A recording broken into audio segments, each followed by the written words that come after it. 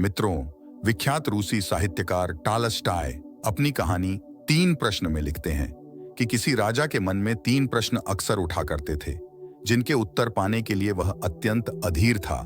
इसलिए उसने अपने राज्य मंत्री से परामर्श किया और अपने सभासदों की एक बैठक बुलाई। राजा ने उस सभा में जो अपने तीनों प्रश्न सबके सम्मुख रखे, वे थे 1. सबसे महत्वपूर्ण कार्य क्या होता है? 2. परामर्श के लिए सबसे महत्वपूर्ण व्यक्ति कौन होता है? 3. किसी भी निश्चित कार्य को करने का महत्वपूर्ण समय कौन सा होता है? कोई भी राजा के प्रश्नों का संतोषजनक उत्तर न दे पाया, लेकिन उस सभा में राजा को एक ऐसे सन्यासी के बारे में पता चला जो सुदूर जंगल में एक कुटिया में रहते थे और सबकी जिज्ञासा का समाधान करने में समर्थ थे। राजा भी साधारण वेश में अपने कुछ सैनिकों एवं गुप्तचरों को साथ लेकर चल दिया उस सन्यासी के दर्शनों के लिए। दिल में एक ही आस थी कि अब उसे अपने प्रश्नों के उत्तर अवश्य ही मिल जाएंगे।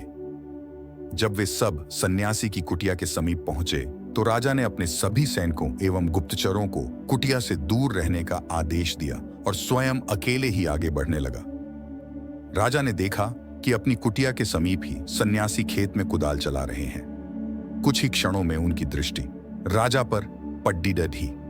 कुदाल चलाते चलाते ही उन्होंने राजा से उसके आने का कारण पूछा और राजा ने भी बड़े आदर से अपने वही तीनों प्रश्न सन्यासी को निवेदित कर दिए।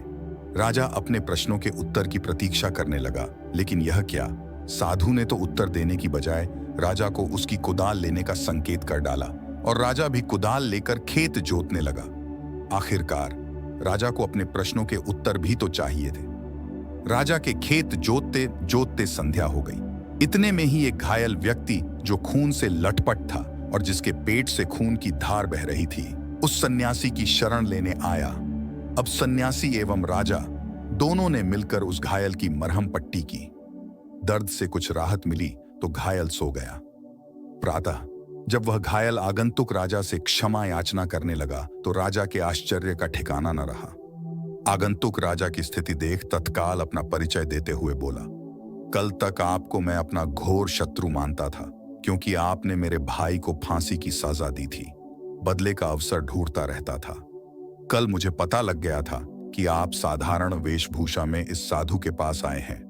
आपको मारने के उद्देश्य से मैं यहां आया था और एक झाड़ी के पीछे छिपकर बैठा था, लेकिन आपके गुप्तचर मुझे पहचान गए और घातक हथियारों से मुझे चोट पहुंचाई।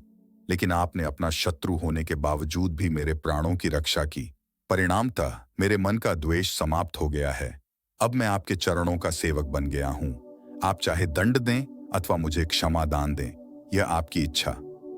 घायल की बात सुनकर राजा स्तब्ध रह गया और मन ही मन इस अप्रत्याशित ईश्वरीय सहयोग के लिए केलये प्रभु का धन्यवाद करने लगा। सन्यासी मुस्कुराया और राजा से कहने लगा, राजन, क्या अभी भी आपको अपने प्रश्नों के उत्तर नहीं मिले? राजा कुछ दुविधा में दिखाई दे रहा था, इसीलिए सन्यासी ने ही बात आगे बढ़ाई। आपके पहले प्रश्न का उत्तर है, सबसे महत्वपूर्ण कार्य वही होता है जो हमारे सामने होता है। जैसे आपने मुझे खेत जोतने में सहयोग दिया। यदि आप मुझे सहानुभूति न दिखाते तो आपके जीवन की रक्षा न हो पाती। आपका दूसरा प्रश्न था कि परामर्श के लिए कौन महत्वपूर्ण होता है, जिसका उत्तर आपको स्वयं ही मिल चुका है कि जो व्यक्ति हमारे पास उपस्थित होता है उसी से परामर्श मायने रखता है।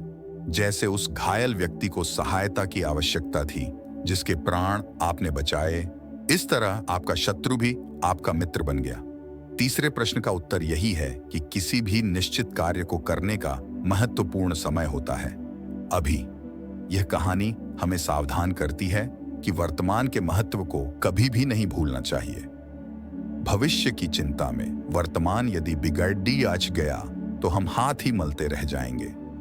प्रस्तुत कार्य को मनोयोग से करना अथवा समय का सदुपयोग ही न केवल उज्जवल भविष्य की संभावनाओं की नींव होता है, अपितु यही सर्वांगीण प्रगति